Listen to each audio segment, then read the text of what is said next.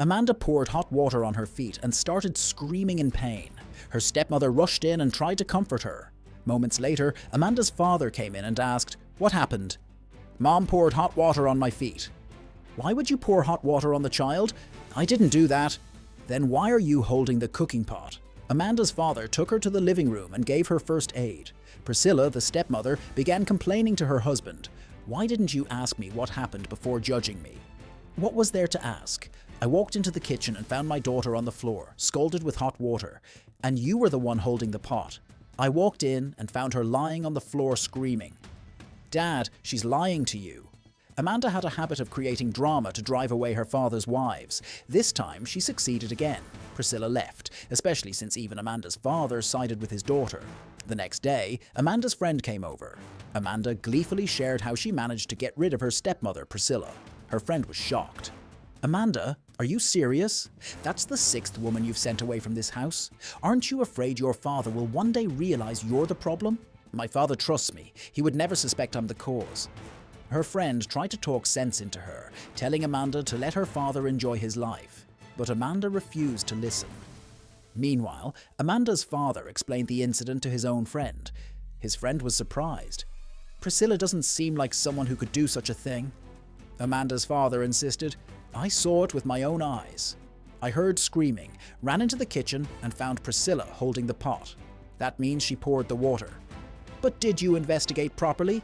She's the 6th woman to leave your house. It can't be that all of them had issues. Your daughter could be the real problem." Still, Amanda's father refused to believe Amanda was to blame. He treated Amanda like a queen, and she didn't want her father to find another woman, fearing he would stop caring for her, especially since her mother had already passed away. A few days later, Amanda's father made her coffee. He brought it to her and sat beside her. He said, "I've met someone new." Amanda was not happy, but pretended otherwise. "Oh, really?" "Yes, and tomorrow she'll be coming over to meet you. Her name is Andrea." "Tell me first, is she beautiful?" "You know I wouldn't disappoint you." "Okay, but is this really necessary?" Her father was puzzled. "It's just that all the women who come here don't like me. I'm afraid you might end up marrying someone who doesn't love me." "Amanda, I would never be with someone you don't approve of." Amanda's father still didn't realize his daughter was the real problem. Later, Amanda went to her room and started crying. She couldn't believe her father was bringing home another woman. The next day, someone knocked on the door.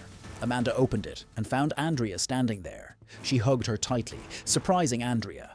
Amanda warmly welcomed her inside. Amanda's father was happy to see his daughter welcoming Andrea so nicely. They all sat down to eat, and the atmosphere was joyful. They even went out together that day, but when they returned, Amanda pretended to have hurt her leg on the stairs. Her father panicked. "You're going to break your leg one day," Amanda replied. "It's not my fault. The shoes Andrea gave me are terrible." Andrea was surprised, but kindly helped Amanda remove the shoes and asked her to walk barefoot to avoid more injury. When Amanda got to her room, she started blaming herself and wondered how she could get Andrea kicked out too. The next day, they had another outing planned. Andrea was ironing Amanda's dress. Amanda came in and asked Andrea to help her put on a necklace. While Andrea was distracted with the necklace, Amanda quietly placed the hot iron on the dress. After Andrea finished, Amanda thanked her and even hugged her to show fake affection. When Amanda left, Andrea noticed the dress had the iron stuck on it. It was already burnt. Later, Amanda went to her father. "I was looking for the dress Andrea ironed for me, but I can't find it." Andrea entered the room at that moment. "Ooh, I came into your room but found the door locked, so I left it on the couch." "On the couch?" "Yes, dear." Amanda went to the couch and actually found the dress there. She couldn't believe it. It wasn't burned at all. She inspected it thoroughly, shocked that there was no sign of damage. Then she simply wore the dress and went to the living room. She asked Andrea to cook spaghetti for her before they went out. Andrea stood up and went to the kitchen. Amanda went and lay on the same spot where her stepmother was, as if it was a competition. Meanwhile, Andrea was busy cooking. Amanda came back and asked Andrea to help her with something she was working on with her laptop. Andrea agreed, and they both went to the living room. After a short while, Amanda started fake coughing and got up to get some water. When she entered the kitchen, she found the food was almost ready. She took a lot of chili from the cupboard and poured it into the food. Later, when the food was ready, Amanda's father enjoyed it a lot. Amanda was confused. Why isn't the chili I added affecting anyone? Back in her room, Amanda was questioning everything. What just happened? Is this woman a witch? Suddenly, Andrea entered and said, "I'm not a witch. I'm just always one step ahead. When I met your father, he told me about you and the 6 other women who left this house because they didn't get along with you. I asked myself, why? Why would 6 different women dislike one person? So I discussed it with my friend, and when I came into this house, I knew what you needed most was love. I was so happy with how you welcomed me. But the day we came back from going out, that incident on the stairs, it really surprised me. I followed you to your room and heard everything you were saying. I was so scared. I couldn't believe those words came from you. I became certain the day you asked me to help you put on a necklace, and then you burned your dress. But I had an idea. I called my friend Chi-Chi and asked her to go to the store and buy a dress exactly like that one. She agreed, brought it over, and I placed it on the couch outside your room since the door was locked. Even today when you pretended to cough, I followed you. I saw everything you did. When you left, I entered the kitchen, threw out the food, and started cooking again from scratch. That's why your plan failed again. What I don't understand is why you're doing this. If you don't like me, just tell me. Why pretend you love me? Or don't you want your father to be with someone? Amanda clapped mockingly. You're smart. Finally, someone has figured it out. You're the smartest woman my father has ever met. My father loves me and needs only me. I'll never let him be with another woman. Andrea looked her in the eye. Listen, I love your father and I'll continue being with him, whether you like it or not. And if you keep this up, I'll tell your father everything. Amanda smirked. You have no proof. Andrea laughed. You're truly a child. Have you forgotten this house is covered in cameras? I already have all the videos of your actions. Amanda was shocked. She couldn't believe it. Life went on. One day, Amanda was watching TV when someone knocked on the door. She got up to check. When she opened the door, there was a stranger standing there. Who are you? And what do you want? My name is Lanley. What did you say? Lanley. At that moment, Amanda's father came to the door. The guy pulled out his phone, checked a photo, and compared it to Amanda's father. Dad, he shouted, rushing in to hug him. They all sat down to talk. So you're telling me you're Fumi's son? Yes. She gave me your photo and told me to find you. She also asked me to tell you that she did what you had asked her to do. Amanda's father began telling the story from the past. Years ago, while we were in school, Fumi, your mother, and I were in a serious relationship, but trouble started when she got pregnant. Her parents were furious and planned to get rid of the pregnancy, so we planned to run away together. But before we could do anything, Fumi and her parents just vanished. I never saw them again.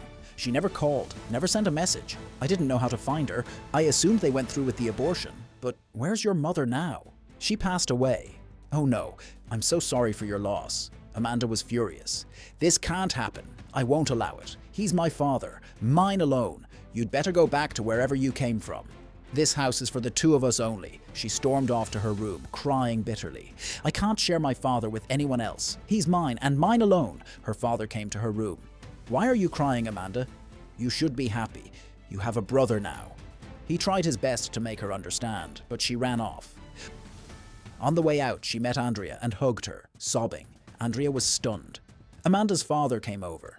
Amanda, why are you acting like a child? We can talk about this. We'll talk when that illegitimate child is out of this house. Illegitimate child? Yes, that's exactly what I mean.